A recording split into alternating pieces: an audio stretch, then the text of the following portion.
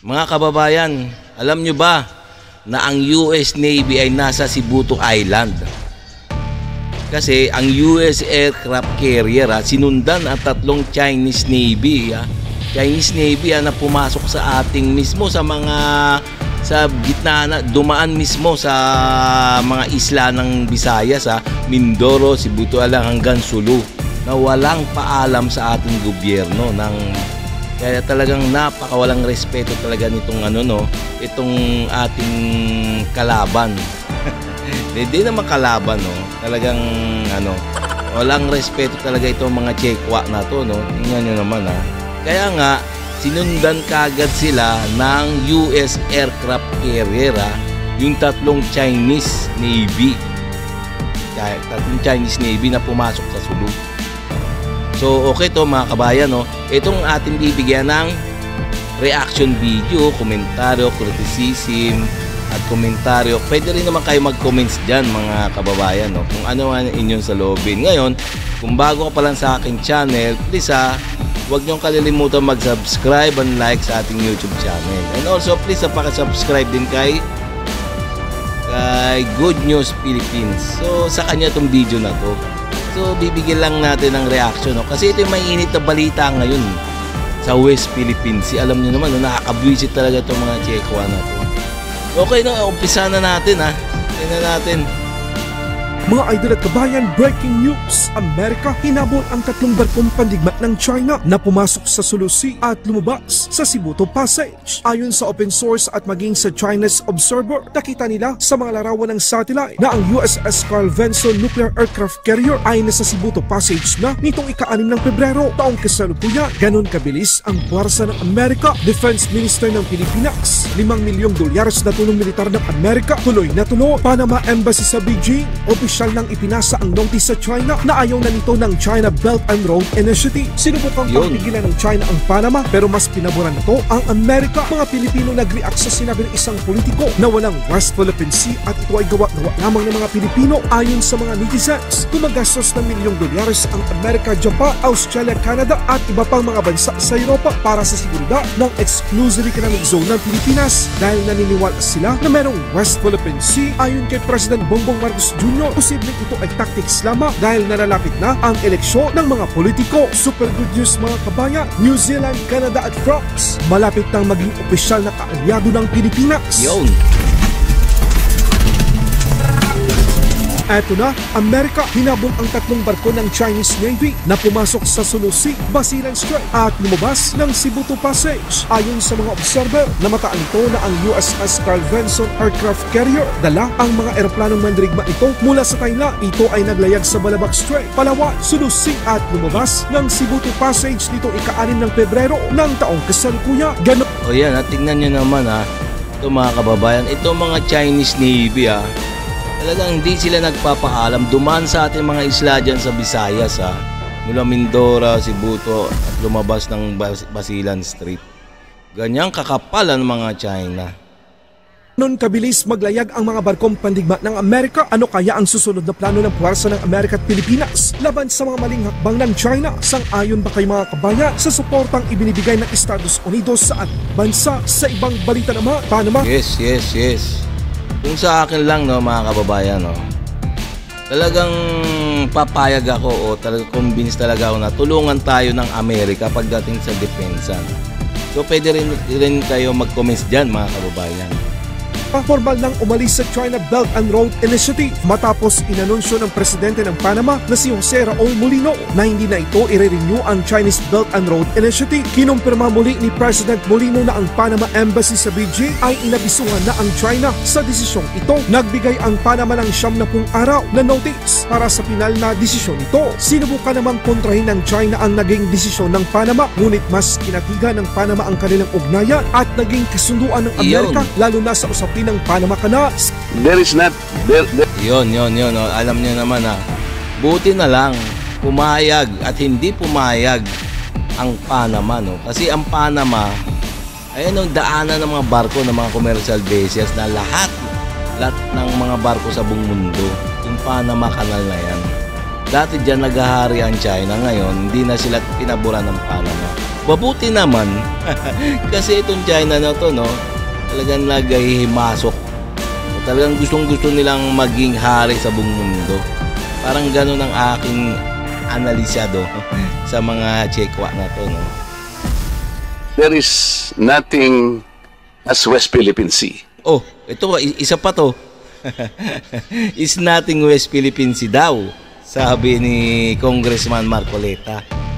Wala po yun. That is a creation by us. Sa totoo lang po, kahit nabasahin mo yung ating mapa or what, there is no West Philippine Sea. Ang West Philippine Sea, yun po yung area na kiniklaim natin, ito yung exclusive economic zone. Ang sinasabi nila, inoccupy daw ng China ang ating territory. Sa ibang balita naman, mga netizens. Tingnan nyo naman, ha. Ito yung nag-iisang congressman natin, ha, na sinasabi na wala daw West Philippine Sea, kundi imahinasyon lang daw, sabi niya. Parang nakakatawang, nakakabwisit lang talaga, no. So, komentaryo lang naman to, no. So, pwede rin na kayo mag-comments diyan kung ano mga saloobin nyo kay Congressman Marcoleta.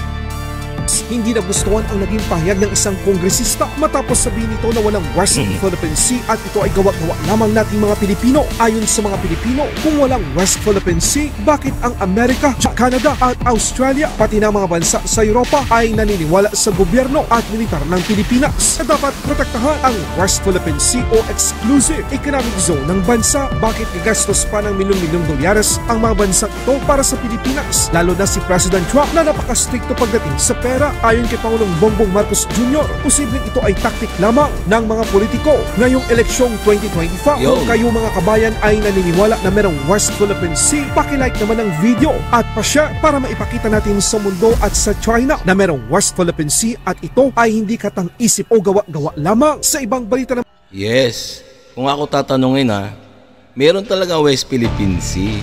Tingnan nyo naman, ha, yung mga ibang bansa nga may mga exclusive economic zone, na 200 nautical miles na pag-aari nila yon. Bawat bansa, ayun ang nakasaad sa international law. So, tamantalang isa dyan, wala daw West Philippine Sea. naman kinumpirma naman ni Defense Secretary Gibo Teodoro Jr. na nagkaroon ito ng pag-uusap sa telepono sa bagong US Defense Secretary. Ayon sa inilabas na pahayag ng dalawang bansa, napalalakasin pa ng Pilipinas at Amerika ang kanilang deterrence sa West Philippine Sea, kabilang ang pakikipagtulungan kasama ang mga kaalyado nito. Isa na dito ang tuloy-tuloy na pag-deploy ng Amerika ng kanilang mga military assets sa Pilipinas at marami pang iba. Ang $500 million na pondong ibibigay ng Amerika para sa Armed Forces of the Philippines Modernization Program ay tuloy na tuloy. View of the incoming administration, insofar as defense is concerned, I'm not worried. How about the U.S. commitment po to support It remains the same. It remains the same. Insofar as my talk with the National Security Advisor, Mr. Waltz, confirmed it remains the same, and we talked about even enhancing existing partnerships. Ang ginagawang bomber mission exercise at multilateral maritime activity ng Amerika, Japan, Australia at Pilipinas ay isang halimbawa ng pagpigil sa China. Hindi lang Amerika ang magiging tagapagtanggol ng Pilipinas. Sa katunayan, inilahan ni Defense Minister ng Pilipinas na maliban sa Amerika, Japan at Australia, nakasalang na rin ang New Zealand, Canada, France at iba pang mga bansa sa Europa na gustong magkaroon ng Visiting Forces Agreement sa Pilipinas. Tingnan nyo naman mga kababayan, napakaraming bansa ang gustong umanib sa atin. Ganyan kalakas ang Pilipinas. Grabe, no?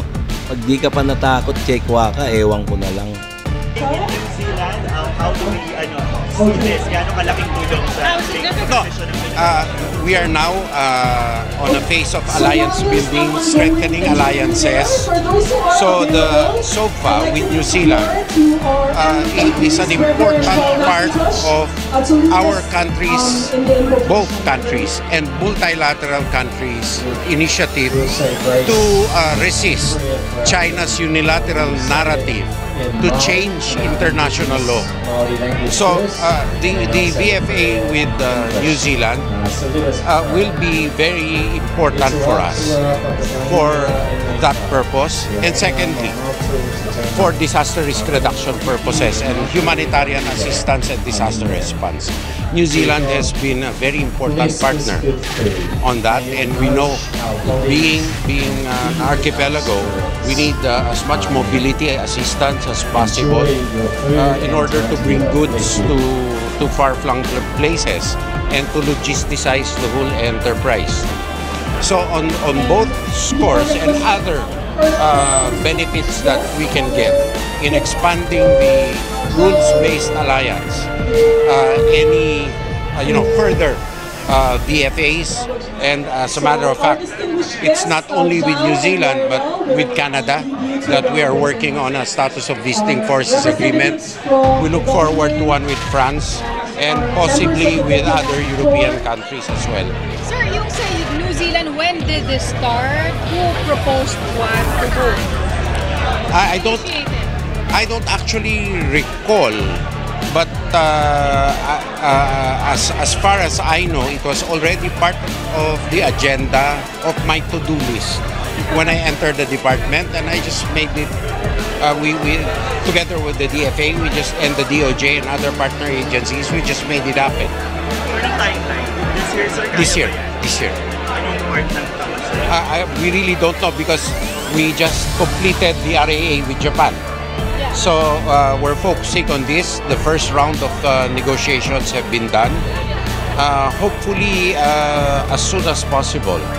Teka mga kababayan, may napapansin ba kayo? Ayun, nasa likod niya, no? Talagang ang tatalim ng mata.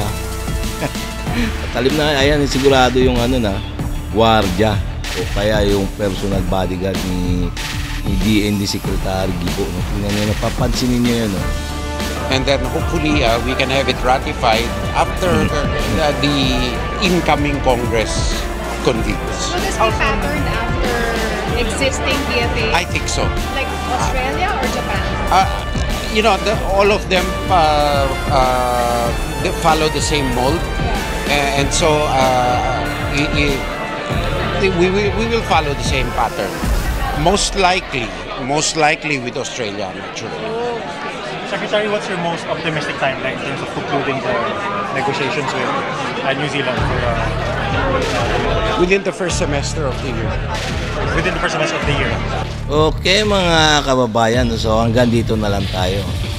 So nakita nyo naman na ganun makipagkaibigan ng Pilipinas sa iba-ibang bansa. Kaya gustong-gusto ng ibang bansa ng Visiting Forces Agreement dito sa ating bansa.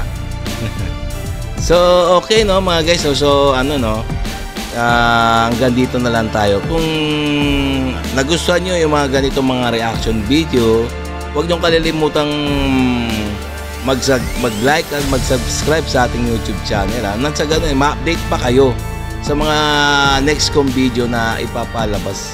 Okay? So thank you sa inyong panonood.